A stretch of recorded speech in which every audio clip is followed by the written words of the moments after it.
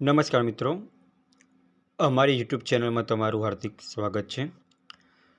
મિત્રો, અત્યારે જીએસએસબીની અંદર જાહેરાત પડેલી છે જે ફક્ત અને ફક્ત દિવ્યાંગ ઉમેદવાર માટેની જ છે કે જેની અંદર તમારે આ ભરતી ભરવા માટે તમારી લાયકાત શું હોવી જોઈએ, તમારી મિનિમમ ઉંમર કેટલી હોવી જોઈએ, આ ફોર્મ ભરવા માટે કાસ્ટ વાઇઝ કુલ કેટલી ફી હોવી જોઈએ, આ ફોરમની અંદર કાસ્ટ વાઇઝ કુલ કેટલી જગ્યા હોવી જોઈએ અને આ ફોર્મ કેવી રીતના ભરવું એ તમે આ વિડીયોના માધ્યમ દ્વારા જોઈ શકશો.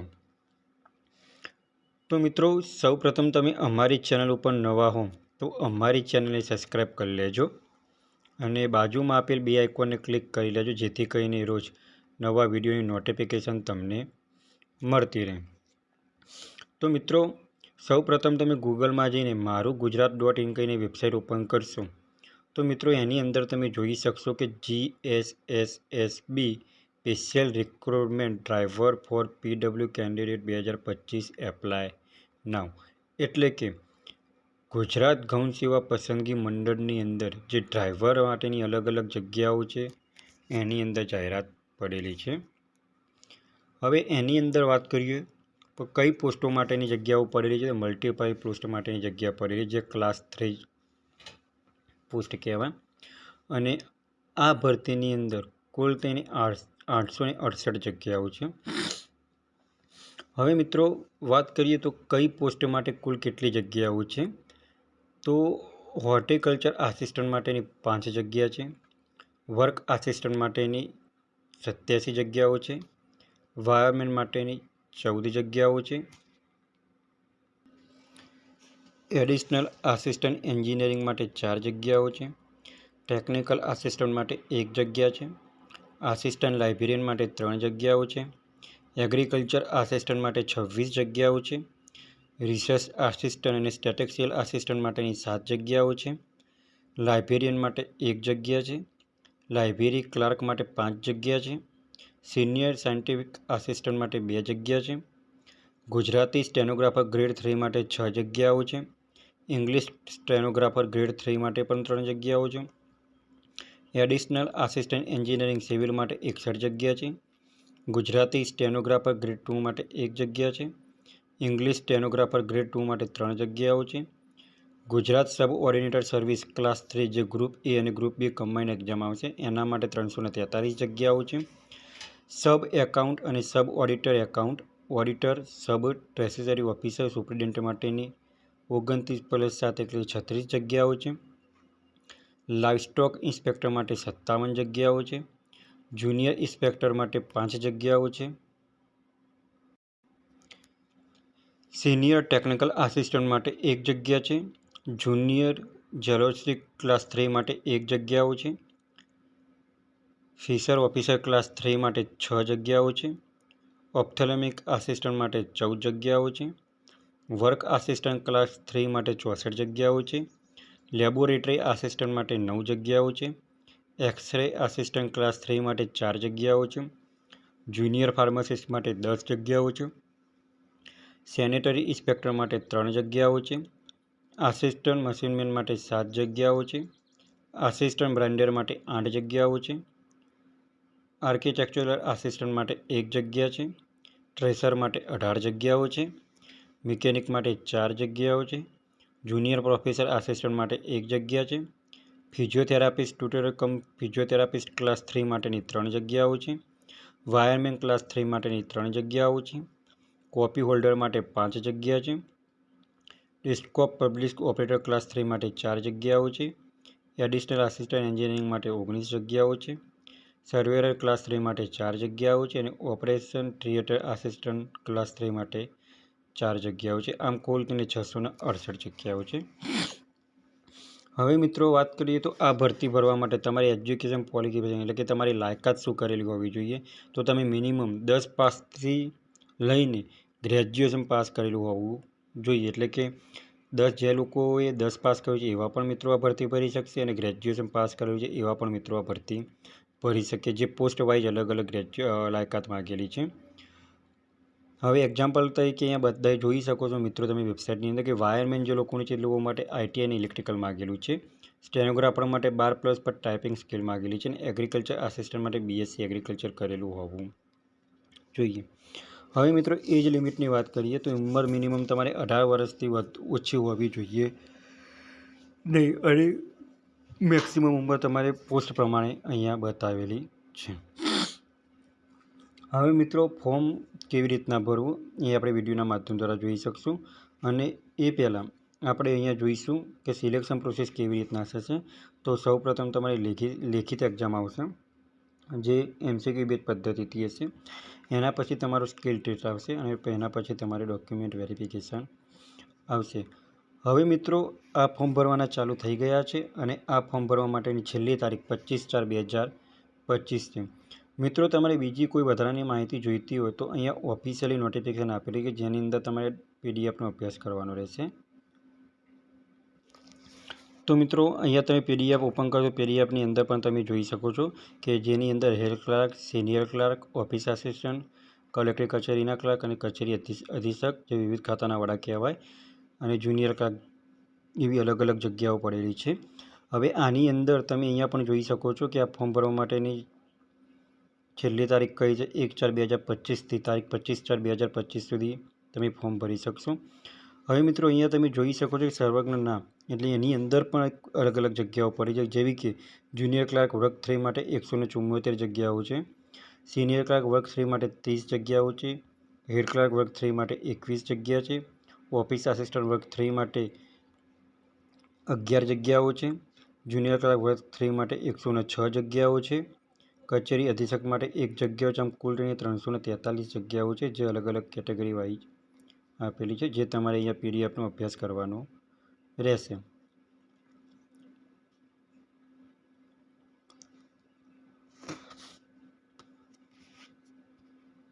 અહીંયા મિત્રો દિવ્યાંગતાનો પ્રકાર પણ આપેલો છે, જે પોસ્ટ વાઇઝ છે, એ તમે પણ અહીંયા જોઈ શકો છો. તમે જેમ જેમ આ PDFનો અભ્યાસ કરશો એમ તમને વધારે ખ્યાલ આવી જશે કે કઈ પોસ્ટ માટે કયો પ્રકાર માગેલો છે. અહીંયા હવે તમને જોઈ પણ શકો છો કે અહીંયા જિલ્લા વાઇઝ પણ તમને જગ્યાઓ આપેલી છે, કે અહીંયા ફોર એક્ઝામ્પલ તરીકે અહીંયા તમે જોઈ શકો છો કે કલેક્ટર કચેરી અમદાવાદની અંદર 5 જગ્યાઓ છે, કલેક્ટર કચેરી અમરેલીની અંદર 2 જગ્યા છે, અરવલ્લીની અંદર 3 જગ્યાઓ છે, આણંદની અંદર 3 જગ્યાઓ છે, કચ્છની અંદર 5 જગ્યા છે, ખેડાની અંદર 4 જગ્યાઓ છે, ગાંધીનગરની અંદર 4 જગ્યાઓ છે. એવી રીતે અહીંયા મિત્રો તમને જિલ્લા વાઇઝ અલગ અલગ જગ્યાઓ આપેલી છે, જે તમે અહીંયા જોઈ શકો છો.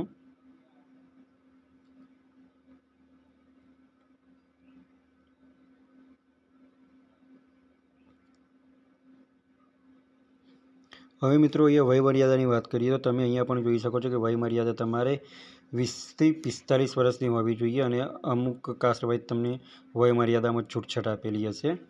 હવે શૈક્ષણિક લાયકાતની વાત કરીએ મિત્રો તો ઉમેદવાર ભારતમાં કેન્દ્રીય અથવા રાજ્ય અધિનિયમથી અથવા તે હેઠળ સ્થપાયેલી અથવા સંસ્થાપિત યુનિવર્સિટીઓ પૈકી કોઈપણમાંથી અથવા તે તરીકે માન્ય થયેલી અન્ય કોઈપણ શૈક્ષણિક સંસ્થામાંથી અથવા યુનિવર્સિટી ગ્રાન્ટ કમિશન અધિનિયમ 1956ની કલમ 3 હેઠળ ડીમ્ડ યુનિવર્સિટી તરીકે જાહેર થયેલી બીજી કોઈપણ શૈક્ષણિક સંસ્થામાંથી મેળવેલ સ્નાતકની પદવી પ્રાપ્ત કરતો હોવો જોઈએ. એટલે કે તમે કોઈપણ ડિગ્રીની અંદર તમે ગ્રેજ્યુએશન પાસ આઉટ કરેલું હોવું જોઈએ, જે તમને અહીંયા દર્શાવે છે.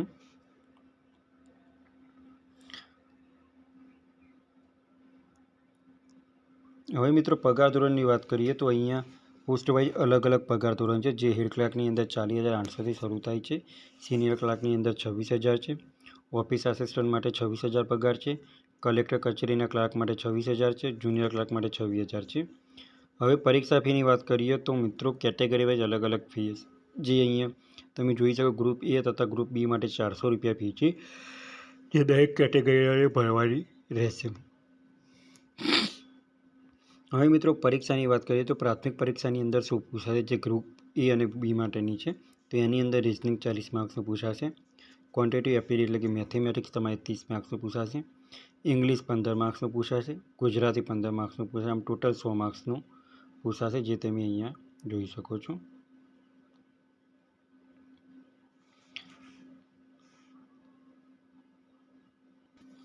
હવે મિત્રો આ ફોર્મ ભરવા માટે તમારે એપ્લાય કેવી રીતના કરવું, તો મિત્રો એપ્લાય કરવા માટેની લિંક તમને વિડીયોના ડિસ્ક્રિપ્શનમાં આપેલી છે અને આપણે વિડીયોના માધ્યમ દ્વારા પણ જોઈ શકશું કે એપ્લાય ઓનલાઈન કેવી રીતના કરવું. તો મિત્રો અહીંયા તમે એપ્લાય ઓનલાઈન ઉપર ક્લિક કરશો તો તમારે ઓજસની જે મેન વેબસાઇટ છે એ તમારી ઓપન થશે. તો એપ્લાય ઓનલાઈન ઉપર ક્લિક કરશો તો ઓજસની આ જે મેન વેબસાઇટ છે એ ઓપન થશે, જેની અંદર તમારે અહીંયા સિલેક્ટ કરવાનું રહેશે GSSB ગૌ સેવા પસંદગી મંડળ. તમે એના ઉપર ક્લિક કરશો તો આ રીતના અલગ અલગ પોસ્ટ ઓપન થશે, જે તમને પોસ્ટની સામે એની છેલ્લી તારીખ પણ આપેલી છે અને એપ્લિકેશન ફી કેટલી છે એ પણ તમને અહીંયા બતાવેલી છે. હવે ફોર્મ કેવી રીતના ભરવું એ પણ તમને વિડીયોના માધ્યમ દ્વારા તમે જોશો કે એપ્લાય ઉપર તમે ક્લિક કરશો તો આ રીતના એનું ફોર્મ ઓપન થશે. ત્યારબાદ તમારે એપ્લાય નાઉ ઉપર ક્લિક કરવાનું રહેશે. મિત્રો જો તમે રજિસ્ટ્રેશન કરેલું હોય તો તમારો રજિસ્ટ્રેશન નંબર અને બર્થ ડેટ અહીંયા નાખીને એપ્લાય વિથ OTR આપવાનું છે, અને જો તમે ઓજસ ઉપર રજિસ્ટ્રેશન ના કરેલું હોય તો સ્કીપના માધ્યમ દ્વારા પણ તમે ફોર્મ ભરી શકશો. તો અહીંયા તમે સ્કીપ ઉપર ક્લિક કરશો તો આ રીતના એનું પેજ ઓપન થશે કે જેની અંદર લાલ ડોટ કરેલા છે એ તમારે ફરજિયાતપણે માહિતી ભરવાની છે. તો અહીંયા મિત્રો સૌપ્રથમ તમારે સરનેમ લખવાનું છે, ત્યારબાદ તમારું ફર્સ્ટ નેમ આવશે, એના પછી તમારે અહીંયા તમારું ફાધરનું નામ આવશે. ત્યાર પછી મિત્રો અહીંયા તમારે જેન્ડર સિલેક્ટ કરવાનું છે, જો તમે મેલ હો તો મેલ અને ફિમેલ હો તો ફિમેલ. ત્યારબાદ તમારે અહીંયા ડેટ ઓફ બર્થ લખવાની છે, એટલે કે તમારી જન્મ તારીખ લખવાની છે. ત્યાર પછી તમે મેરિડ છો તો મેરિડ, અનમેરિડ હો તો અનમેરિડ, અને ત્યાર પછી તમારે અહીંયા કેટેગરી સિલેક્ટ કરવાની છે કે તમે કઈ કેટેગરીમાંથી આવો છો. General category, general EWS category, SC category, SCBC category કે ST કેટેગરી. અહીંયા હું ફોર એક્ઝામ્પલ તરીકે EWS કેટેગરી સિલેક્ટ કરું છું. તો જમી ત્યારે સિલેક્ટ કરશો કેટેગરી તો અહીંયા તમારે એનો EWS સર્ટિફિકેટ નંબર નાખવાનો છે, તમારું કાસ્ટ સર્ટિફિકેટ નંબર નાખવાનો આવશે. ત્યાર પછી તમે કઈ તારીખે કાસ્ટ સર્ટિફિકેટ કઢાવેલું છે એ નાખવાનું આવશે. તમને કાસ્ટ સર્ટિફિકેટ કોણે આપેલું છે એ અહીંયા લખવાનું રહેશે. આટલી માહિતી ભરાઈ ગયા બાદ તમારે અહીંયા તમારું એડ્રેસ નાખવાનું રહેશે. ત્યાર પછી તમારું ડિસ્ટ્રિક્ટ એટલે કે જિલ્લો સિલેક્ટ કરવાનો રહેશે, તમે કયા જિલ્લામાંથી વસવાટ કરો છો. ત્યાર પછી તમારે એનો તાલુકો સિલેક્ટ કરવાનો છે અને એના પછી તમારે અહીંયા પિનકોડ નાખવાનો રહેશે. ત્યાર પછી મિત્રો તમારે એને એડ્રેસ અહીંયા કોપી કરીને ફરી નાખવાનું એ રહેશે. એના પછી મિત્રો તમારે મોબાઈલ નંબર લખવાનો રહેશે અને તમારો ઈમેલ ID નાખવાનો રહેશે. એ મોબાઈલ નંબર તમારે અહીંયા વેરીફાઈ કરવાનો રહેશે. હવે મિત્રો અહીંયા તમે કેટલા ટકા તમે દિવ્યાંગતા ધરાવો છો, તમે બ્લાઇન્ડ છો, લો વર્ઝન છો, ડેફ છો કે HS હાર્ડ ઓફ હેરિંગ છો, એસિડ એટેક તમારા ઉપર થયેલો છે, એવું તે તમારી જે દિવ્યાંગતા તમે ધરાવતા હોય એના પર તમારે સિલેક્ટ કરવાનું રહેશે. એના પછી તમારું દિવ્યાંગતાનું સર્ટિફિકેટની તારીખ નાખવાની છે, તમારું સર્ટિફિકેટ નંબર નાખવાનો રહેશે અને તમારું દિવ્યાંગતા સર્ટિફિકેટ કોણે કાઢી આપેલું છે એ તમારે અહીંયા દર્શાવવાનું રહેશે. આટલી માહિતી ભરાઈ ગયા બાદ મિત્રો અહીંયા તમારે લેંગ્વેજ સિલેક્ટ કરવાની છે, જે તમારે ઇંગ્લિશ, ગુજરાતી અને હિન્દી તમે બોલી શકો છો, વાંચી શકો છો અને સમજી શકો છો. એ તમારે અહીંયા ટિક માર્ક કરવાનું છે. ત્યાર પછી મિત્રો તમારે અહીંયા તમારું એજ્યુકેશન દર્શાવવાનું છે, તમારું જે એજ્યુકેશન હોય એ દર્શાવવાનું છે. ત્યાર પછી મિત્રો તમે ગ્રેજ્યુએશનમાં જે ટકા મેળવેલ હોય એ ટકા તમારે અહીંયા નાખવાના છે. તમે ફર્સ્ટ ક્લાસ પાસ થયો તો ફર્સ્ટ ક્લાસ નાખવાનું છે. ત્યારબાદ તમારે યુનિવર્સિટીનું નામ લખવાનું છે અને કયા સ્ટેટમાંથી તમે પ્રાપ્ત કરેલી છે એ દર્શાવવાનું છે અને ત્યારબાદ તમારે લાસ્ટ સેમનો સીટ નંબર દર્શાવવાનો રહેશે. આટલી માહિતી ભરી ગયા બાદ તમારે મિત્રો અહીંયા યસ ઉપર ક્લિક આપવાનું છે અને સેવ આપવાનું છે. તમે જેવું સેવ આપશો એટલે તમારા મોબાઈલની અંદર એક એપ્લિકેશન નંબર આવેલો હશે. એ એપ્લિકેશન નંબરના માધ્યમથી અહીંયા તમારે ફોટો અને સિગ્નેચર અપલોડ કરવાનો રહેશે. અહીંયા તમે ફોટો અને સિગ્નેચર પર ક્લિક કરશો તો આ રીતના વેબ પેજ ઓપન થશે, જેની અંદર તમારે એપ્લિકેશન નંબર અને બર્થ ડેટ નાખીને તમારે અહીંયા કેપ્ચર કોડ આપવાનો રહેશે. એટલે તમારે ફોટો અને સિગ્નેચર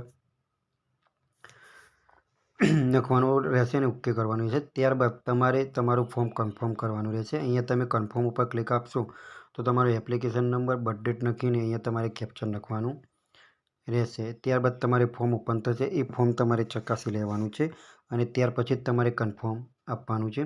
તમે જ્યારે કન્ફર્મ આપશો એટલે તમારા મોબાઈલ નંબરની તમારા મોબાઈલ ઉપર એક ટેક્સ્ટ મેસેજ જે કન્ફર્મેશન નંબર આવેલો હશે.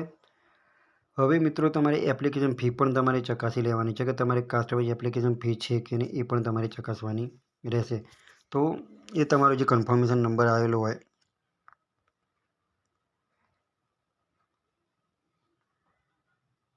એ નાખવાનો રહેશે. હવે દિવ્યાંગતા છે એટલે તમારી અંદર એપ્લિકેશન ફી હશે નહીં તો પણ આપણે એક વખત સિલેક્ટ જોબ કરીને તમારે એપ્લિકેશન ફી ચકાસી લેવાની રહેશે. તો અહીંયા હું કોઈપણ એક પોસ્ટ ઉપર સિલેક્ટ કરીશ અને ત્યાર પછી તમારે એ કન્ફર્મેશન નંબર લખવાનો છે. ત્યાર પછી તમારો બર્થ ડેટ અને કેપ્ચર કોડ નાખીને તમારે ઓનલાઈન પેમેન્ટ ફી પર ક્લિક કરવાનું છે. જો તમારે ફી હશે તો તમારે બતાવી દેશે, નહીં હોય તો એપ્લિકેશનની અંદર નોટ ફાઉન્ડ બતાવી દેશે. તો મિત્રો, જે મિત્રોએ 10 પાસથી લઈને ગ્રેજ્યુએશન પાસ આઉટ કરેલું છે તેવા મિત્રોને આ વિડીયો આગળ શેર કરો અને રોજ ગવર્મેન્ટ જોબને લગતા વિડીયો અને ટેકનિકલના વિડીયો જોવા માટે અમારી ચેનલને સબસ્ક્રાઈબ કરતા રહો. જો મિત્રો તમને વિડીયો ગમ્યો હોય તો લાઇક કરજો, શેર કરજો અને સબસ્ક્રાઈબ કરજો. Thanks for watching the video.